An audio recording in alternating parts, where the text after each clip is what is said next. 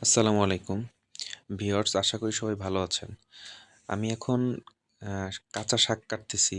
এগুলো আমি বাজার থেকে কিনে নিয়ে আসছি। মূলত কোয়েল পাখিকে আমি মাঝে মধ্যে এগুলা খেতে দেই। আমার কোয়েল পাখিগুলা মোটামুটি ফুল প্রোডাকশনে আসছে। সবগুলাই মাশাআল্লাহ ডিম পাড়তেছে এখন। টোটাল ৮ টা ফিমেইল আছে। মূলত এই ৮ টা ফিমেইল এখন ডিম পাড়তেছে। আর ২ টো মেইল আছে। তো আমি এখান থেকে আস্তে, আস্তে এখান থেকে বাচ্চাও ফুটাবো।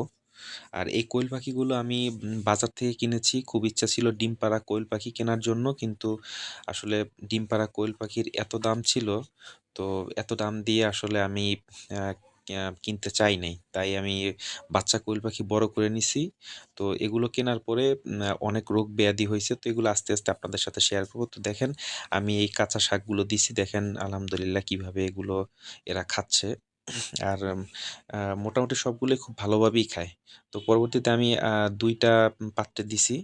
আ তো দেখেন এরা খুব ভালোভাবেই কাঁচা শাক খাইতেছে।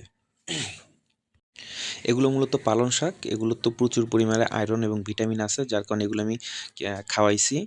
তো ভিউয়ার্স, আজকে এ পর্যন্তই। ভালো থাকেন। আসসালামু আলাইকুম।